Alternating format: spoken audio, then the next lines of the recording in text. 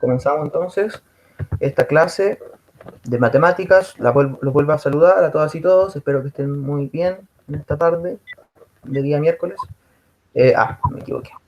Ahí está la clase. Comenzamos entonces con la clase. Esta viene a ser la clase número 25. Estamos en... No.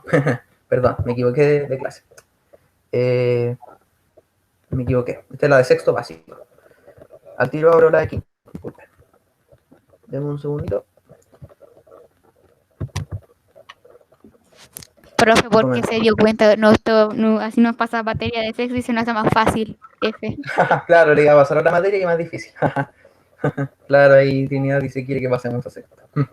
O sea, bueno, obviamente que la idea es que pasen a sexto básico a fin de año, pero aún queda tiempo. Así que no nos vamos a adelantar. Ya, ahora sí estamos en la clase. Ya. Comenzamos entonces. Esta es la clase número 26 y estamos en quinto básico, matemáticas. Entonces, para comenzar, el objetivo de la clase de hoy es demostrar que comprenden el concepto de congruencia usando la traslación, la reflexión y la rotación en cuadrículas. Entonces, es decir, que en este caso estamos viendo un nuevo objetivo, distinto al anterior. Entonces, comentarles respecto a esto que sí, seguimos en la unidad de geometría, sin embargo, ahora vamos a ver un nuevo contenido, ya que tiene que ver con esto, con la traslación, reflexión y rotación. Que estas tres transformaciones, o sea, estas tres, ¿cómo llamarlo? Bueno, pero el nombre que tienen estas tres cosas se le llama transformaciones isométricas. Ese es el contenido que vamos a ver hoy. Por eso dije cosas antes, porque en realidad se llaman transformaciones isométricas. Ya, estas tres. La traslación, reflexión y rotación. Son transformaciones isométricas. Bueno, ¿cuáles son las actividades? Recordar que la clase anterior trabajamos en la página de la 200 a la 203, las dos clases anteriores que son la clase 25 y 24, y para esta clase y la siguiente, es decir, la clase 26 y la 27, las páginas del libro a trabajar son desde la 208 a la 211. Entonces, antes de continuar con la clase, ¿se dan cuenta? Hay aquí algunas páginas entre medio que nos saltamos. Ya esto se debe a que ahí en esa parte hay algunos contenidos que yo voy a sacrificar, podríamos decir, porque tenemos que avanzar con los contenidos que nos proponen la propuesta de la programación. Entonces, por eso es que yo me salto esas páginas. Pero si es que ustedes tienen tiempo y están con el ánimo y tienen el tiempo, claro, de revisar esas páginas, les recomiendo que lo hagan, porque igual eso es materia que ustedes deberían conocer y que les pueda ayudar. Pero como no es lo más relevante está en esas páginas, en la 208 a la 211, por eso es que nosotros nos vamos a enfocar en esas páginas. ¿Ya? Así que tengan eso presente. Entonces, primero recordemos que habíamos conversado acerca de los poliedros, ¿no? Habíamos dicho primero que las figuras 3D, cuerpos geométricos, se podían separar en dos grandes categorías. Teníamos a los poliedros, que es lo que estábamos viendo en la clase anterior, que eran, recordemos, figuras en tres dimensiones que tenían todas sus caras planas, no tenían ninguna cara curva, que se delimitan por caras planas. Y los cuerpos redondos eran aquellos que tenían al menos una cara curva, o todas sus caras curvas. También habíamos visto los elementos de los poliedros, esto no los voy a repetir, ya que ya los revisamos. Después habíamos hecho otra clasificación más dentro de los poliedros, que era en si eran irregulares o regulares. Cuando eran regulares, los poliedros significaba que tenían todas sus caras iguales en forma de polígono regular. Recordar que los polígonos regulares son aquellos que tienen todos sus lados iguales, es decir, un triángulo equilátero, por ejemplo, un cuadrado también sería un polígono regular, y los ángulos también son de igual medida.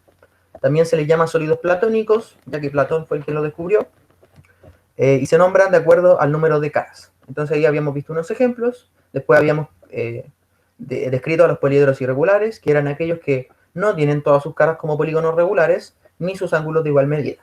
Y dentro de los poliedros irregulares también tenemos una nueva clasificación, que son los prismas, aquellos que tienen una base superior y una base inferior, y todos sus caras laterales son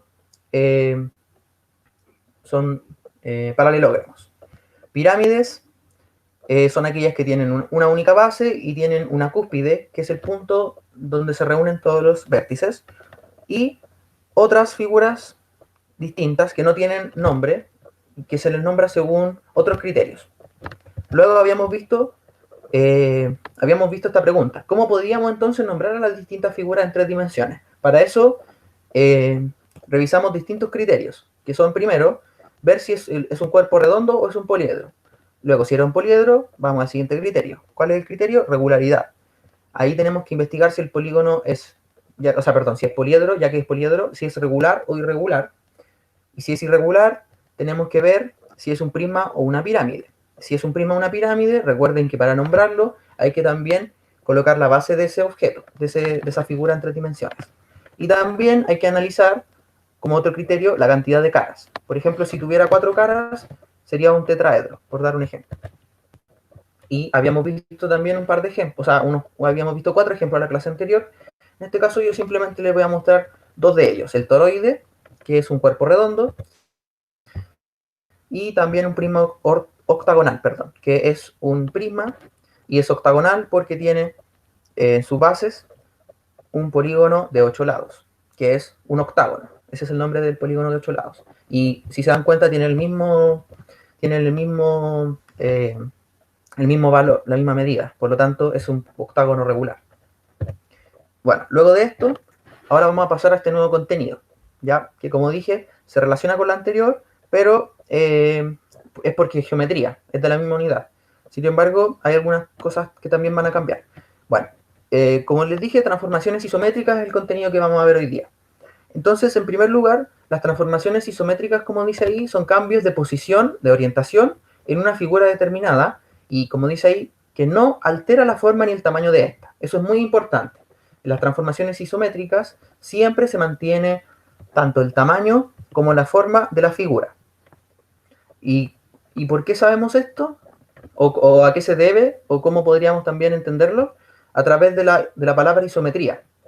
¿Ya? La palabra isometría, como dice acá, tiene origen griego, iso, que significa igual, y metría, que significa medir. Por lo tanto, esta palabra puede ser traducida como igual medida. Esto se relaciona mucho con la definición de una transformación isométrica, que vuelvo a repetir, que es cuando yo cambio de posición una figura, pero no altero ni la forma ni el tamaño. Es decir, mantengo las medidas de los lados de esa figura. Por eso es que se le llama transformaciones isométricas.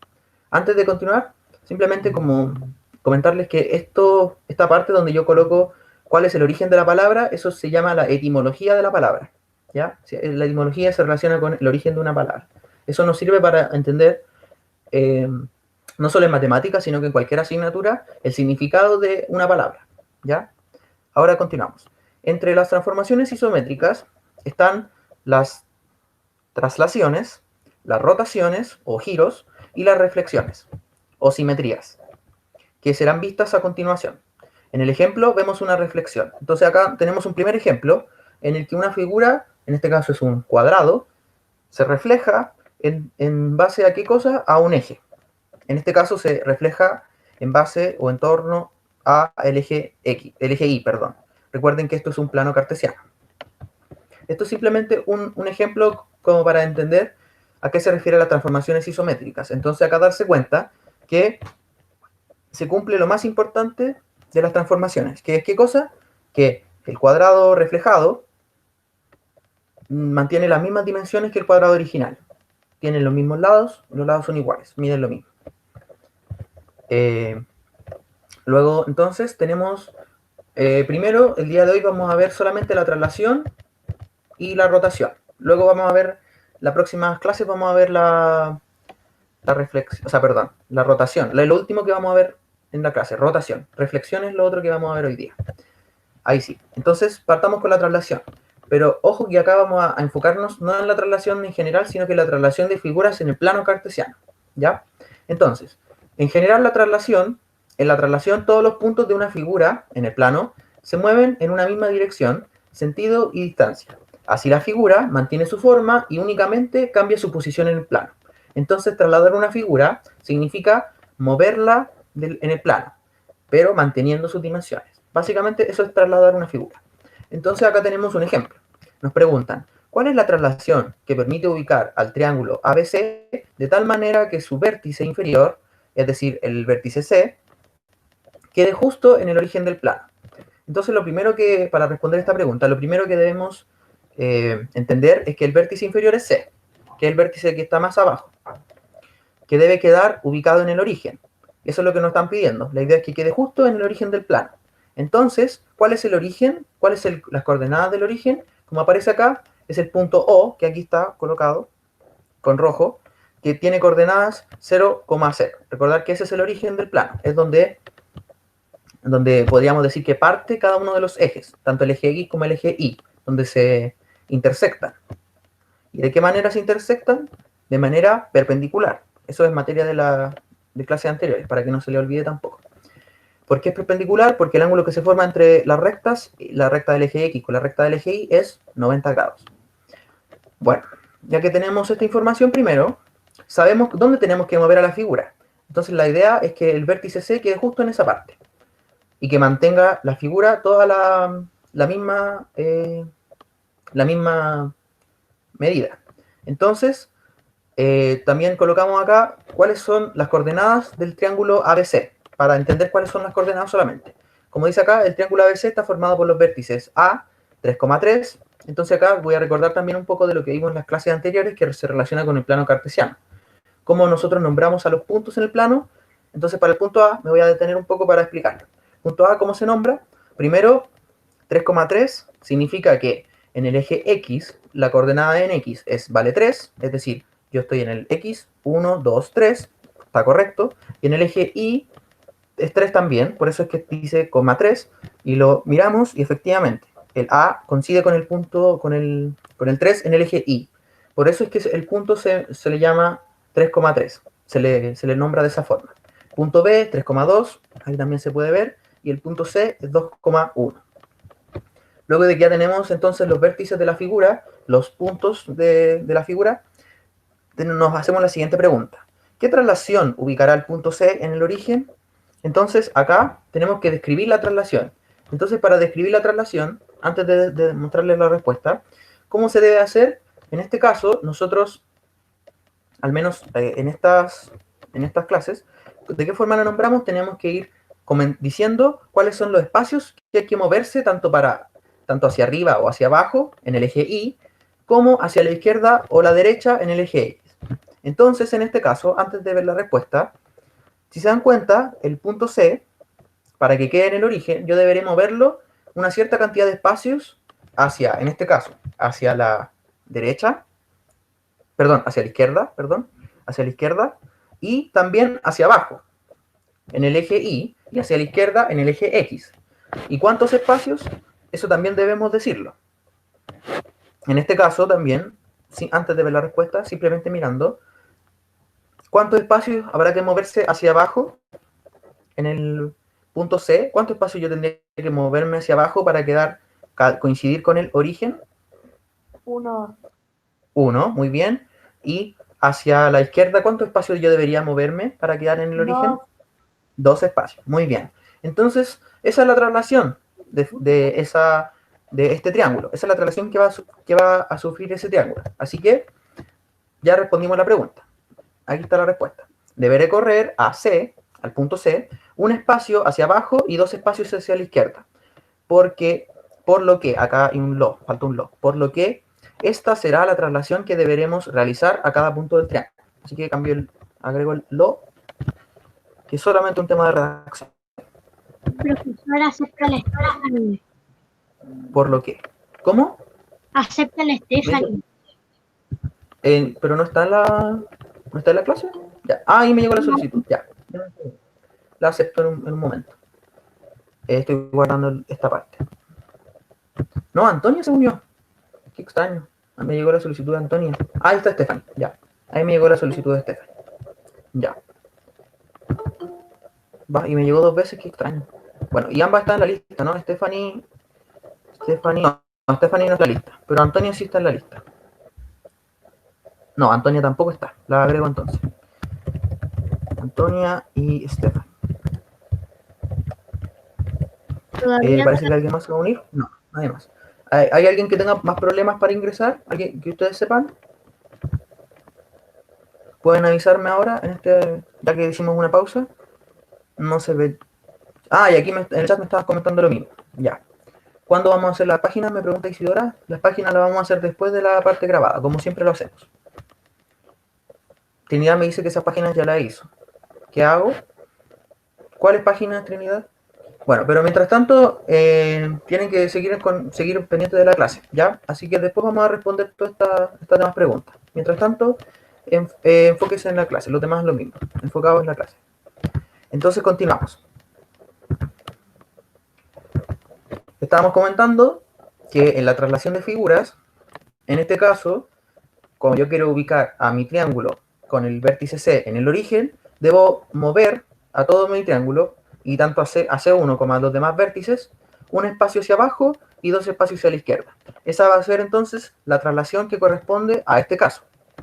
Y como dice acá, y como ya lo dije también, debemos realizarla en cada uno de los puntos del triángulo, en cada uno de los vértices. Entonces, luego de que hacemos esa traslación, nos va a quedar el triángulo de esta forma. Si se dan cuenta, se mantiene la misma forma, las mismas dimensiones, solamente se cambia de posición. Y lo leo acá. Al trasladar la figura, según la traslación, un espacio hacia abajo y 2 espacios hacia la izquierda, generaré los puntos acá para que cuando yo traslado o le aplico una transformación isométrica a una figura en general, cuando yo aplico la traslación, o aplico cualquier transformación, la figura que resulta se le llama figura imagen, dependiendo del caso. En este caso, en el caso de la traslación, se le puede llamar figura imagen o figura trasladada, y los vértices de esa figura trasladada tienen que siempre llevar una coma encima del vértice. ¿Para qué? Para indicar que ya no es el vértice original, sino que es el vértice trasladado o rotado o reflejado. En este caso, trasladado, perdón. Y los puntos, ¿cómo se leen? Cuando se le agrega la coma, se lee prima. Se le dice A', B', C'. Entonces, el punto sería, A' es 1,2. Entonces acá lo vemos en la figura, efectivamente es 1,2 y corresponde a la traslación del punto del vértice A. Y está correcto. El B' va a ser, el punto B' es 1,1 y efectivamente está correcto en el plano cartesiano.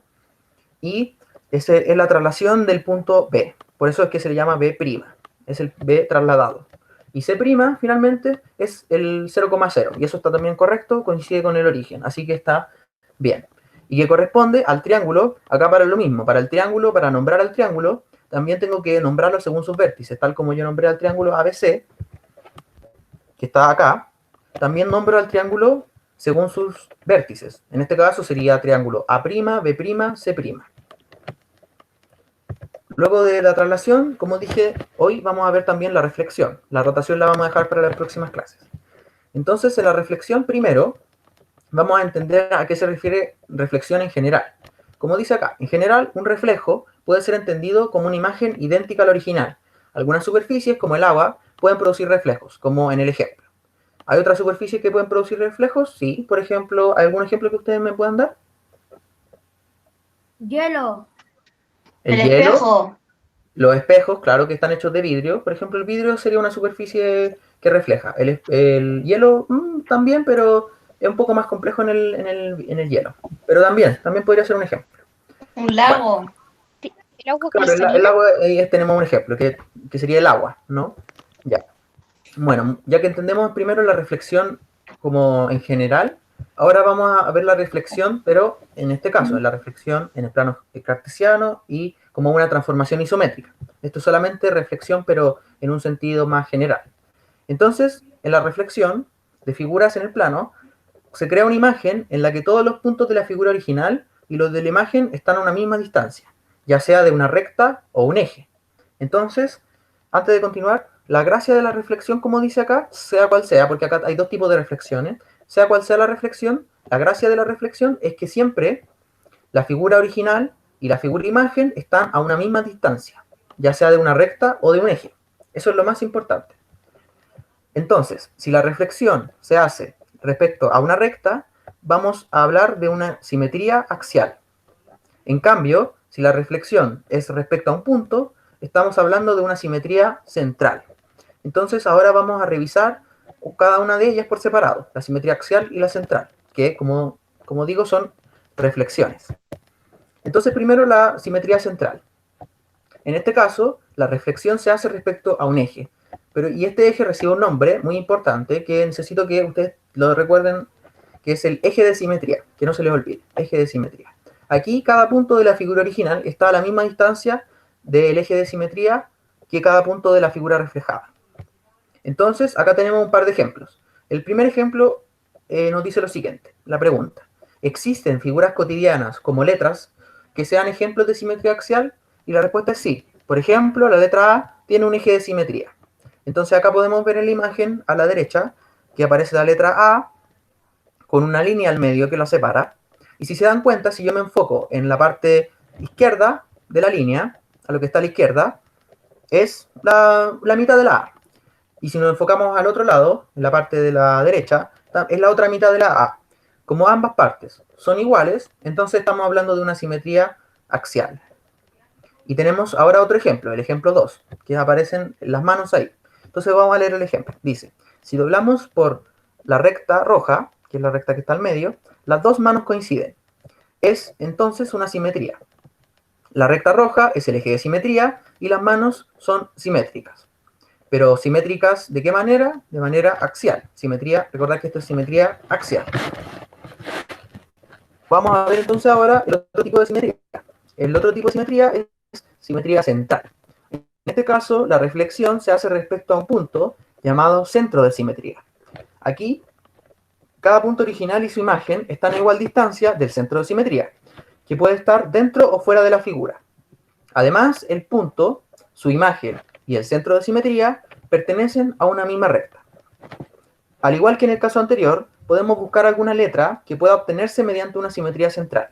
En este caso, la letra Z. Y aquí nos hacemos una pregunta, que se la hago yo también a ustedes. ¿Es la única que cumple con cumplir este tipo de simetría?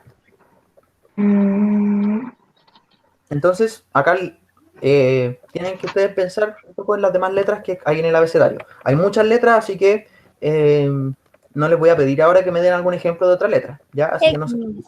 Pero si es que tienen alguno, pueden decirlo también. Bueno, pero en este caso la Z cumple con ser simétrica de manera central, ya que ahí en amarillo se puede ver el punto amarillo, que es el que nos indica dónde está el centro. ¿Ya? Y ahora vamos a leer el segundo ejemplo, que es, si se dan cuenta, es el mismo ejemplo que utilicé de las manos para que quede claro la diferencia entre cada una. Entonces, siguiendo el ejemplo anterior, si reflejamos a la mano siguiendo una simetría central, quedaría como se observa, donde A es el centro de simetría. Entonces, si se dan cuenta, ambas simetrías son diferentes. Aquí el ejemplo de la mano es, yo creo, el más útil para darse cuenta de la diferencia entre cada una. En ambos casos, la mano reflejada es idéntica a la anterior, es decir, sigue siendo una transformación isométrica. La única diferencia es que en el caso de la simetría axial, como ya dije, se hace respecto a un eje de simetría. En cambio, respecto a la simetría central, se hace respecto a un punto llamado centro de simetría. En este caso, en el ejemplo de la mano, el centro de simetría es punto A. Dígame. Entonces, si uno lo hace con la mano no es lo mismo, porque si uno lo va a partir con un montón de líneas, uno va a ser uno más alto, el otro va a ser más ancho. ¿Cómo? No entiendo a qué se refiere con eso. Porque ahí en el ejemplo de la mano parece que están las dos manos y hay un punto, y están todas las líneas. Claro, las líneas son las rectas que nos sirven para identificar que se trata de un centro de simetría. Entonces, ya que usted me mencionó esto de las líneas, también lo voy a explicar un poco, que esto es justamente lo que, lo que se menciona acá arriba, donde dice que el punto A, su imagen y el centro de simetría, cualquier punto que estemos analizando de la figura, van a pertenecer a una misma recta. Entonces, si se dan cuenta, por ejemplo, el dedo meñique, aquí hice una recta, que parte del dedo meñique de la figura de la mano original, pasa por el centro de simetría y termina en el meñique de la mano imagen, de la figura imagen. Entonces, ahí, esa recta nos sirve para comprobar que efectivamente estamos hablando de una simetría central y que es una simetría central que está correctamente realizada. Porque si yo realizara esta recta y no llegara al meñique, significaría que la recta, o sea, que la simetría no es correcta. Y luego revisamos, por ejemplo, otra recta, por ejemplo, la recta que va desde el dedo índice de la mano original al índice de la mano reflejada y pasa por el centro, sí. Por lo tanto, otra vez nos sirve como comprobación de que la simetría efectivamente es central. Entonces, vamos para terminar esta clase, vamos a revisar otro ejemplo Profe de Iván, central, para que quede aún más claro. Ah, dígame. profe Iván, ¿Sí? como por unos 2 minutos se le prendió la cámara, pero se le quedó pegada la cámara. Fue como, Ah, bueno, qué extraño, Profe, pero es verdad. bueno, no importa. Dígame. ¿Sí? ¿Me iban a decir algo? No. Ah, ya, ok. Bueno, después, si que hay dudas, recuerden que está el espacio para revisarla, así que no se preocupen. Sí, las dudas se revisan igual. ahí se le prendió Bueno. la cámara otra vez, pero está pegado. Ah, ya. Bueno, pero no se preocupen por eso, no se distraigan con eso, ¿ya? Bueno, entonces terminamos con la simetría central, ya la explicamos, ahora vamos a dar otro ejemplo para que, como ya había dicho, para que quede un poquito más claro.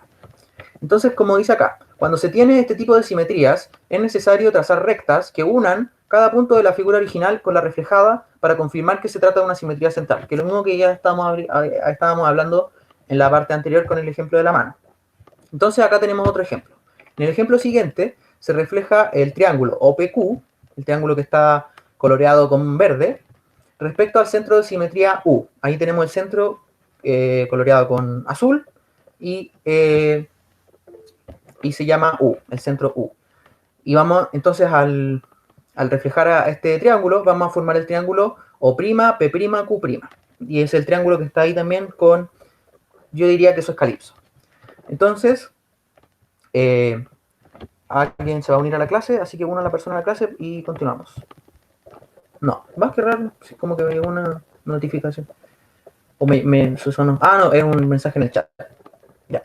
Bueno, continúo entonces. Entonces, en este ejemplo que estamos viendo de simetría central, los segmentos, recordad que segmentos son partes de una recta que tienen principio y tienen fin. Entonces los segmentos O', que es el segmento que va desde O, pasa por U y llega hasta O', el segmento PP' y el QQ', confirman que estamos ante una simetría central. Entonces acá volvemos a mirar la imagen y comprobamos que efectivamente estamos hablando de una simetría central porque cada una de las rectas pasan tanto por el punto de la figura original como el centro de simetría y como el punto en la figura reflejada. Entonces, aquí ya concluiríamos entonces la parte de contenido de la clase del día de hoy. Entonces, ahora vamos a revisar si es que hay alguna duda respecto a estos contenidos, a lo que hemos estado revisando en estas clases. En esta clase propiamente tal, en realidad.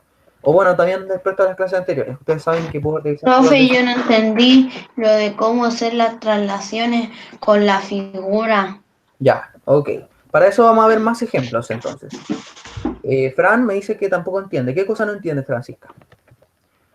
Yo no A Trinidad que dice que entendió, que bueno, me alegro que entendió, Trinidad. Y los demás, ¿qué tal? Si hay alguna duda en esta parte, antes de terminar de grabar, quiero que queden claras las dudas. Así que, en el caso de Trinidad me dice que se entiende. Ya, ok. Bueno, pero la duda que tenía, ¿quién fue la persona que me preguntó? No reconocí su voz. Vicente.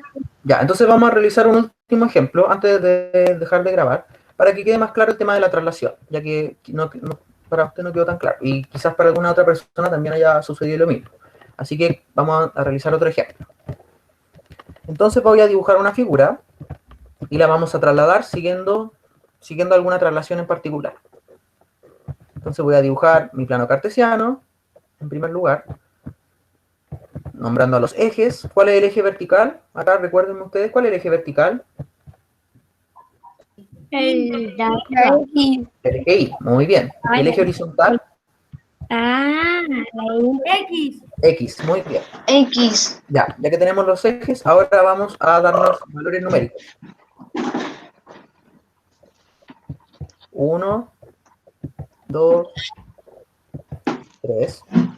Tanto para el eje X como para el eje Y. 1, 2, Profe, la 3 parece una C. por ejemplo, voy a dibujar acá un cuadrado. ¿Ya? Y los lados, los vértices, los voy a nombrar también. Vamos a tener vértice A, vértice B, C y D. Ya acá solamente, como dije, estamos viendo un nuevo ejemplo para que quede más claro el tema de la traslación. Entonces, ya tenemos nuestra figura, es un cuadrado, y los lados los vamos a colocar siguiendo las coordenadas. Así que acá necesito su ayuda. Entonces voy a colocar vértices del cuadrado. 2 puntos. Entonces los vértices primero. El vértice A. ¿Cuáles son las coordenadas del vértice A?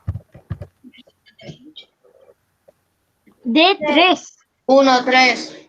1, 3, perdón. ¿Están seguros? Y 3. Recuerden que, 1, 3. ojo, miren acá, creo que se me olvidó una cosa.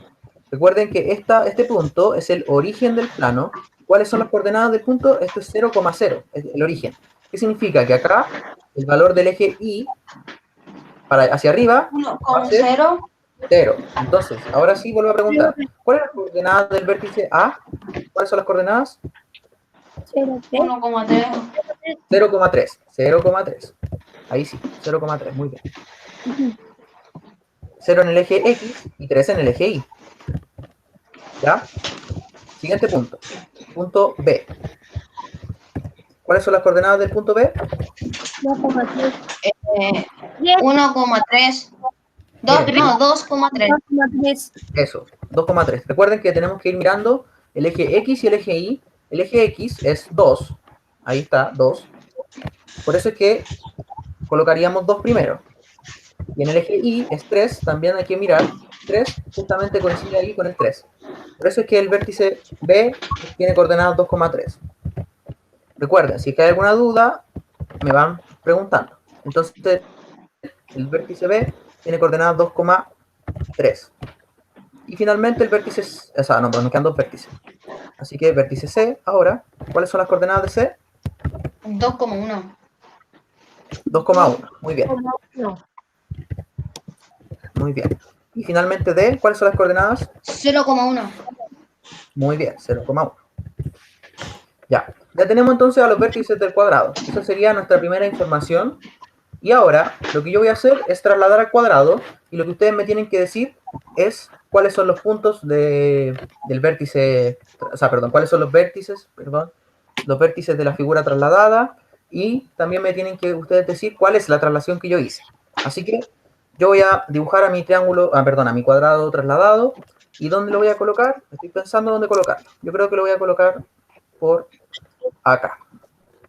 Bueno, en este caso, el cuadrado que está aquí trasladado, que acabo de dibujar, no es específicamente igual al otro cuadrado. Sin embargo, esto es solamente porque los ejes yo los estoy haciendo con el lápiz. Entonces, puede que haya un poco de error, pero no se preocupen por eso. La idea es que se entienda que esto es aproximadamente la misma figura, son las mismas figuras ambas, son iguales. Recordad que esto es una transformación isométrica, significa que la figura mantiene su forma y su tamaño. Eso no se altera, simplemente se altera su posición. Entonces ya yo trasladé a mi figura, así que ahora voy a colocar a mis vértices. ¿Cuáles serían los vértices? Este vértice que está acá, ¿cuál sería su nombre?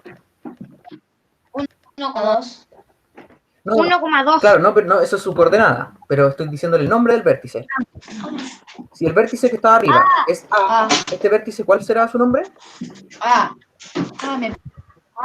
¿A cómo? Solo A. Recuerden que los vértices cuando se trasladan o se usan una transformación isométrica, se les cambia el nombre. ¿Cómo quedaría entonces? A, A', muy bien. Las coordenadas, al tiro diré las coordenadas. Primero los nombres. Sería A', luego el vértice que está acá al lado, ¿cuál sería su nombre? B'. B', abajo. D'. Y finalmente De D', muy bien. ¿Todo bien? D'. ¿La risa? ¿Todo bien? todo correcto. Y yo que me leí. ¿Todo bien? Ya. Entonces ya tenemos los vértices. Ahora lo que vamos a hacer es colocar las coordenadas. Ahora sí las coordenadas. Vértices del cuadrado trasladado. El cuadrado trasladado. Profe, entonces da lo mismo a cualquier lado donde la coloques. No, no da lo mismo, porque Oh, no da lo mismo, porque este lado, o sea, me imagino que se refiere a los vértices de usted, supongo. Este Sí, vértice, por donde uno ejemplo, pone el cuadrado. corresponde a cada uno de los que yo traslado. Se corresponde con Entonces, cada... profe, tiene que hacer como una figura 3D, algo así. No es necesario, no estoy indicando solamente que los vértices son iguales, o sea, que los vértices son correspondientes. Es la forma más correcta de decirlo. Se corresponden uno con el otro. ¿A qué me refiero? A que el vértice que está en la parte superior derecha, el vértice A, en la figura original, es el mismo que en la figura reflejada, pero se le llama distinto porque está, perdón, figura trasladada. Se le llama distinto porque está en otra posición. Por eso es que se le llama A', pero está en la misma ubicación. No, profe, yo me refiero que de si ¿Sí? la figura da lo mismo ponerla en cualquier lugar. Ah, el lugar, claro, depende de la traslación. En este caso yo estoy ocupando un ejemplo porque la idea es que ustedes me digan cuál es la traslación que yo hice. Esa es la idea, ¿ya? Así que, entonces ahora sí vamos a colocar los vértices de la figura trasladada. Primer vértice, A', ¿cuáles son sus coordenadas? A prima 1,2. 1,2, muy bien. B', 3,2. 3,2, muy bien. 3,2. C', 6,0. 3,0, muy bien. 3,0. Y finalmente D', De prima 1,0. 1,2. 1,0, muy bien. 1,0. Ya, entonces, ¿alguna duda con esta parte? En la que yo solamente estoy nombrando a los vértices de la figura trasladada y estoy colocando sus coordenadas. ¿Queda claro esta parte? me quedó muy claro. Ya. Acá simplemente estoy colocando los nombres de los vértices. Ahora lo que nos falta es colocar cuál es la traslación que yo realicé. Entonces, aquí voy a colocar primero, entonces el ejemplo que estamos haciendo, acá en el ejemplo, la pregunta que yo hago y que desde el principio les comenté es ¿cuál es la traslación que se le realiza al cuadrado? Acá para cuadrado le vamos a colocar un cuadrado y recuerden que las figuras se nombran según sus vértices. Entonces este cuadrado va a ser A, B, C, D. Y dejo un espacio para cuadrado y entonces ahora nos falta responder esa pregunta. Entonces mientras tanto tienen que ir pensando cuál es esa traslación para que me digan la respuesta. Mientras yo coloco esto. Ahí está, el cuadrado ABCD, perdón. Entonces ya tenemos nuestra pregunta, que es la que yo planteaba al principio. Ahora, ya que tenemos nuestros vértices originales y nuestros vértices de la figura trasladada, vamos a poder responder esa pregunta. Tenemos que ver cuáles son los espacios que nos tenemos que mover hacia arriba o hacia abajo en el eje Y y hacia la izquierda o hacia la derecha en el eje X. Entonces, ¿alguno que ya haya descubierto cuál es esa traslación? ¿Que me la pueda decir? El A se baja 1 y se avanza a la derecha. Ya, lo vamos a nombrar. Es un espacio hacia abajo, ¿correcto? Un espacio hacia abajo. Y un espacio a la derecha. Hacia abajo. Y un espacio hacia la derecha. ¿Los demás qué dicen? ¿Está bien? ¿Está mal? Sí, está bien. Hacia la derecha. Entonces vamos a confirmar que efectivamente está correcta la traslación, mirando la figura nuevamente. Si el punto A, por ejemplo, yo lo muevo un espacio hacia abajo, me va a quedar en esta posición. Y si yo lo muevo un espacio hacia la derecha, me va a quedar en esta posición. Entonces, la traslación está correcta. Veamos otro punto para comprobar que efectivamente está correcto. El punto C, por ejemplo. El punto C se mueve un espacio hacia abajo, correcto. Se mueve un espacio hacia la derecha, correcto. Entonces, la traslación está bien. Entonces, ¿queda claro cómo es la traslación? Ahora sí, imagino que queda más claro, ¿no? Profesor, ¿Sí?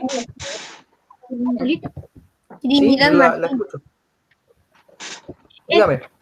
En el C, ¿por qué no puede ser primero a la derecha y después abajo? También puede ser. Para la traslación, claro. Eso da lo mismo, el orden de esas cosas. Usted lo puede colocar así igual. Un espacio hacia la derecha y un espacio hacia abajo. Estaría correcto igualmente. La única diferencia es que yo hago una cosa primero y después la otra. Pero la traslación va a ser la misma, ¿ya? Si yo coloco 2 espacios, ahí ya estaría incorrecto, ¿ya? O si coloco arriba en vez de abajo o coloco izquierda en vez de derecha. Ahí estaría incorrecto, pero en su ejemplo está correcto. Exactamente la misma traslación. Bueno, entonces ahora quedó clarito todo esto. ¿Hay alguna otra duda respecto a esto? A traslación y Sigue grabando. Claro, sigo grabando, sí. Es para ver si hay alguna otra duda. ¿No? Ya. Entonces dejo de grabar y vamos a revisar ejercicios del libro, ¿ya? Puso yo entender